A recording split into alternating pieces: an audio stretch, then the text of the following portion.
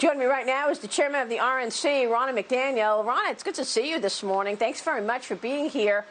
I guess first let's start with your reaction to Joe Biden. He says he's going to create 3 million jobs. Well, Joe Biden is going to crush the middle class of this country with all the proposals he's rolling out. $4 trillion in tax increases. That'll be a tax increase on 82% of Americans. $2 trillion in climate spending, which he's rolled out, which will end our energy independence, make us more dependent on countries like Iran, and kill 10 million jobs in this country. And now he's talking about another $800 billion in his new plan that he unveiled yesterday, which, of course, would eliminate the doubling of the child tax credit that the president put in the Tax Cuts and Jobs Act. Joe Biden is a disaster for America.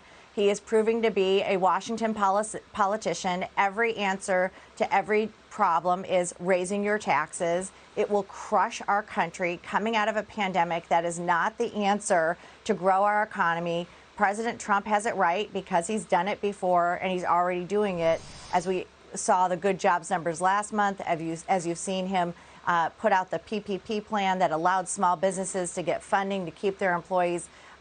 I think Joe Biden is completely wrong. He'd be a disaster for America, and he would tax and bankrupt our country. Yeah.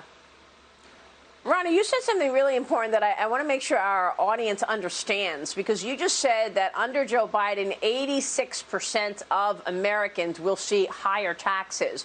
You know, he's been going about this whole taxing the rich, which plays politically for the populace. But when you actually get down to it and look at the numbers, you can't afford to spend $2 trillion here on a green plan and another $1 trillion here on child care without raising taxes on everybody. And so it's important to recognize that once you start these spending plans, you're not going to just be able to raise taxes on the rich because it's just not enough money.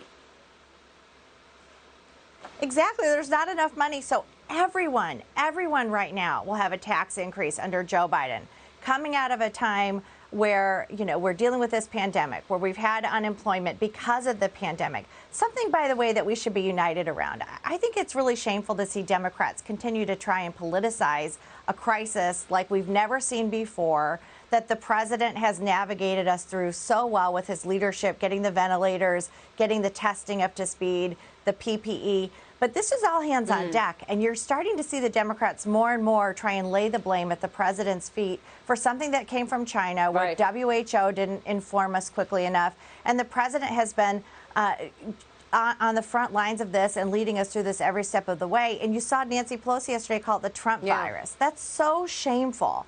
And I think Americans should reject not only their massive tax increases, but what they're putting forward with the pandemic as well. So, I mean, the president was very serious about masks yesterday. We are now understanding that masks actually do help. We're a month away from the Republican National Convention. Jacksonville Sheriff Mike Williams is raising concerns about safety surrounding the event. In a statement, he said, with a growing list of challenges, be it finances, communication, timeline, I cannot say with confidence that this event and our community will not be at risk. This coming as coronavirus cases surge in Florida. The RNC is now planning outdoor events at the convention. Ronna, why do a crowded, jam-packed convention to begin with? The Democrats say, look, we're going to do it virtually. Why not just do it virtually as well, knowing the risks that we all face of standing close together and not social distancing? Well, we really have made a lot of changes. And, Maria, we are looking at circumstances on the ground in Jacksonville. So right now, the first 3 days would be open only to delegates, a very small number. We will wear masks. We will social distance. There will be testing. But delegates really want to come out and support this president and talk about why he deserves 4 more years. And I think we can balance doing that in a healthy and safe way, just like we are with opening our economy. People are at the grocery stores. We have to go to Walmart, like you just said. We're figuring out how to navigate this pandemic and opening up America, having a convention, but doing it with the health and safety precautions that are being given to us by local officials. Well, we certainly are going to be living with this. We know that. So we're going to have to adapt because people need their livelihoods as well.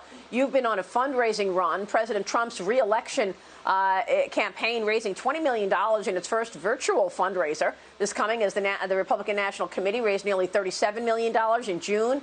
The party now has a record $100 million of cash on hand. How do you allocate that capital, Ronna? And what are you hearing from donors in terms of the reception you're getting? So the fundraising's been incredibly strong at every level. The major donors all the way down to those small dollar donors who are giving $40. And what we're seeing is the enthusiasm's incredibly high. The president did a Zoom call last night with, I think, 300,000 people on it.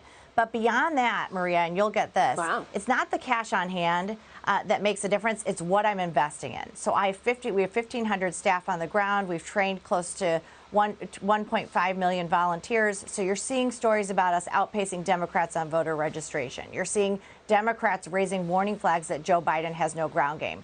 The investment we made early in these states is paying off because we're already seeing that pay dividends with voter registration, turning out our vote, and organizing towards November for this all too critical election where there's going to be more mail voting. All right, we will leave it there. And Ronna, I did not hear Nancy Pelosi say the Trump virus. That's absolutely unbelievable. Yeah, you made a great point. Ronna, thank you so much for being here. Ronna McDaniel joining us there.